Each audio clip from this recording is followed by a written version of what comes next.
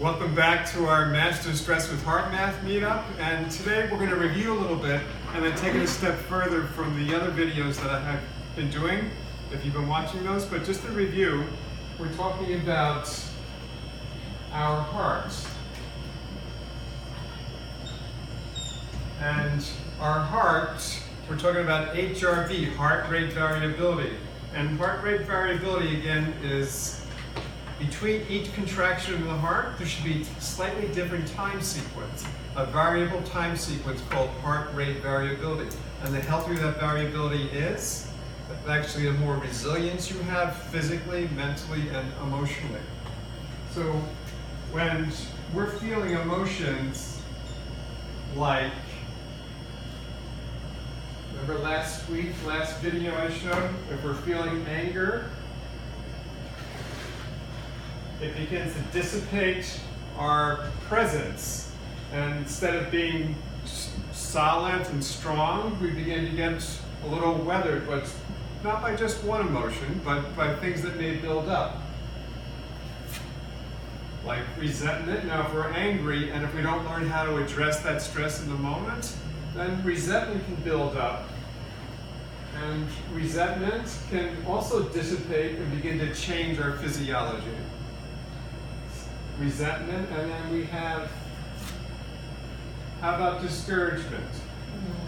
Have you ever felt discouraged with something that comes along? So again, these attitudes that we have, we want to prevent them from getting into our heart. Getting into our heart, they start to fester. And when our HRV is graphed out like this, that's indicative of emotions we might be experiencing, like discouragement, resentment, anger. We want to get a coherent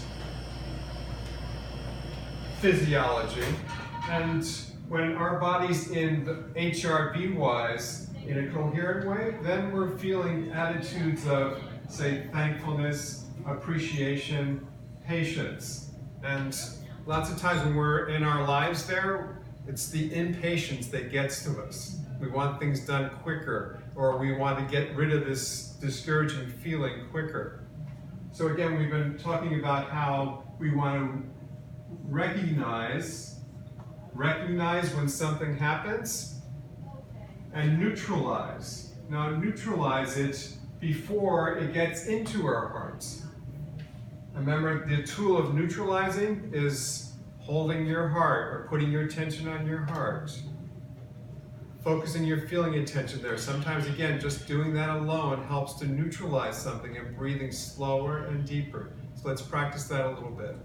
So those of you who are watching this, those of us here, focus your feeling attention in your heart and consider your nose. Imagine your nose being on your heart and breathe in through your heart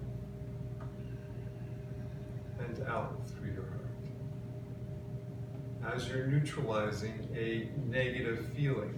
Now, neutralizing, another way of saying neutralizing is using the force of neutralization, where something comes along like discouragement, we neutralize that by withdrawing our feeling response to that feeling. So it's almost like we recognize the feeling and we say, no entrance into our hearts.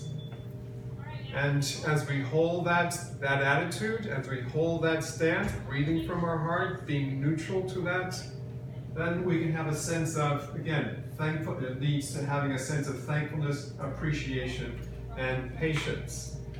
When that's the case, then our mind, again, is protective of keeping those feelings. Our mind can act as the rudder of our heart. We need to use our mind to protect what's in our heart. And discerning when things come along, that begins to tear at our heart. And we have to realize we have a choice. When we're feeling discouraged and we hold on to that discouragement or we hold on to that anger and it becomes resentment, it leads to death. Not only later, but it gives you a feeling of a dissipating feeling like you're going downhill, a dying type feeling. However, we choose deliberately attitudes. I'm going to be thankful in this situation. I'm going to appreciate the opportunity to wax strong so I can develop my own character, but also if I can do this, then I know other folks who have the same problem dealing with this or challenged with it, that I can actually help extend an influence. So we want to see what it takes to have coherence, which in turn, again, extends coherence through our bodies. We're expressing coherence. Now, the idea is, how do we live in coherence? Number one is recognize as soon as possible when you are feeling, say, resentment, practicing neutralizing those feelings. Now, it does take some practice. And then appreciating, holding the attitudes, for example, of thankfulness, appreciation, patience, being single-minded to provide a coherent influence into the world.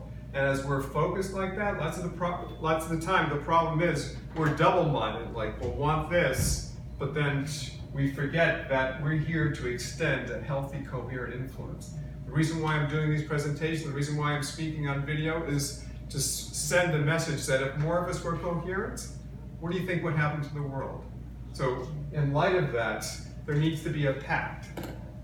And that pact has to do with, I call it the whole health standards of presence pact. Now, as more of us come into agreement in that respect, it'd be easier for each of us individually to stay in coherence. Let me read you the pact. I acknowledge my health and fulfillment are leveraged by how I handle the stress in my life. So number one, most people go to the doctor, it's been said like 80 to 90% of doctor visits are due to stress. If we can handle our stress better, it's going to help us be healthier, and along with giving a sense of happiness and fulfillment in our lives. Number two, I acknowledge as I better handle the stress in my life, this in turn helps to influence others to better handle the stress in their lives. So not only for yourself, but those that are closest to you.